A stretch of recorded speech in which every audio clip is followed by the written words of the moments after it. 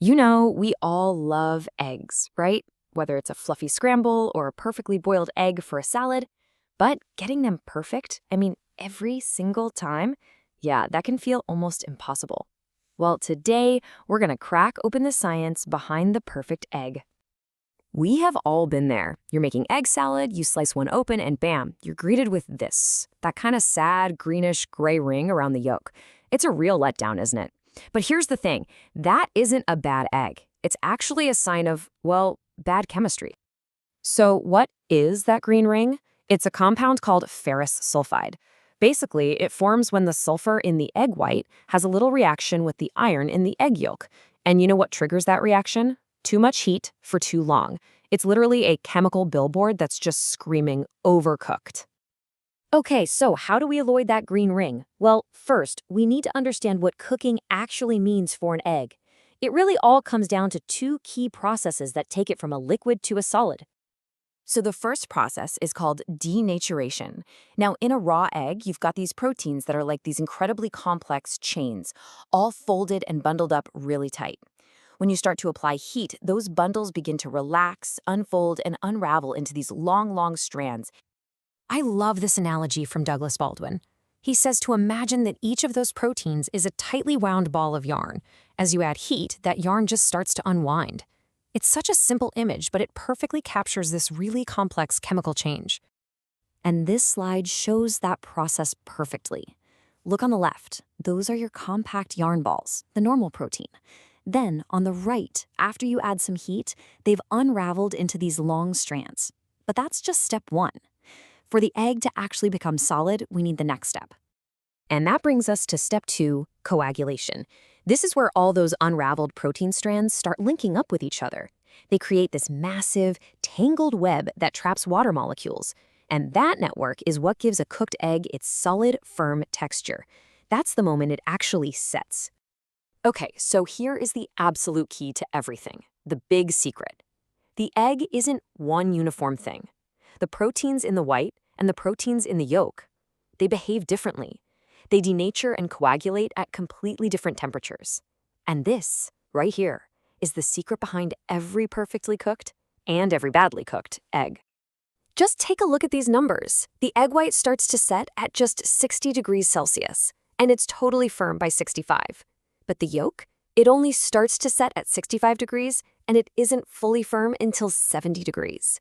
You see that tiny 5-degree window? That's where all the magic happens. It's the difference between a chalky, overdone yolk and one that's just perfectly creamy. All right, now that we've got the science down, let's have some fun with it. Let's use this knowledge to settle one of the biggest debates in the kitchen. When on earth are you supposed to salt your scrambled eggs? I bet you've heard this one before, maybe even from a chef you really admire. It's the idea that if you salt your eggs before they even hit the pan, you're pretty much guaranteed to get a tough, watery scramble. But is there any truth to that? Yeah, this is that classic piece of kitchen wisdom, right? The thinking is that salt draws out moisture and makes the proteins tighten up way too much, and you end up with rubbery eggs. And you know, it sounds plausible, but the science tells a very, very different story. But then, in comes the food science legend Harold McGee to set the record straight. He explains that salt does change how the proteins coagulate, but not in the way most people think. The salt ions actually get in between the proteins and they stop them from bonding too tightly. So, there you have it. Myth busted.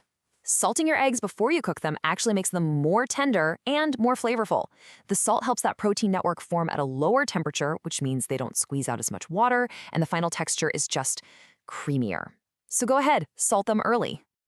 Okay, so knowing the exact temperature for a perfect egg is great, right? But actually hitting that precise temperature in a sizzling hot pan, that's a whole other story. So, what if you could take the guesswork out of it completely? Let's talk about a method that gives you total control. Enter sous vide cooking. Now, it sounds super fancy, I know, but the idea is actually beautiful in its simplicity. You cook food in a water bath that's held at a perfectly precise temperature. And since the food can never get hotter than the water around it, overcooking becomes pretty much impossible. For something as delicate as an egg, this is a total game changer.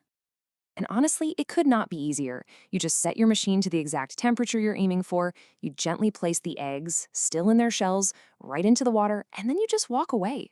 No frantic timing, no watching the pot. You just get perfect, repeatable results every single time.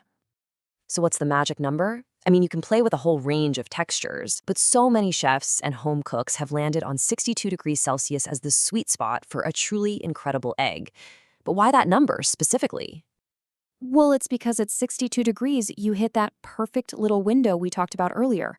The white is just barely set. It's delicate and almost like a custard. Meanwhile, the yolk, which hasn't hit its setting temperature yet, becomes this thick, rich, amazing liquid with the consistency of honey. It's a texture you just can't get any other way. And the best part is, you're in total control. Want the yolk a little firmer? Bump it to 63 degrees. A little jammier? Try 64. Sous vide really turns cooking an egg from a guessing game into an exact science. You can dial in the exact texture you want. So, there you have it. After all that chemistry and technology, the perfect egg, it's not a mystery anymore. We've unlocked the secrets, and now you have the key. You see, the real secret to the perfect egg isn't some fancy pan or an old family recipe. It's just understanding what's actually happening inside that shell. It's about knowing the white and the yolk cook differently, and using temperature as your tool, not as your enemy. And once you start looking at your kitchen this way, you realize it's basically a science lab. From the way toast browns to how bread rises, it's all just fascinating chemistry. So the next time you cook, get curious. What other everyday foods are just waiting to be explained?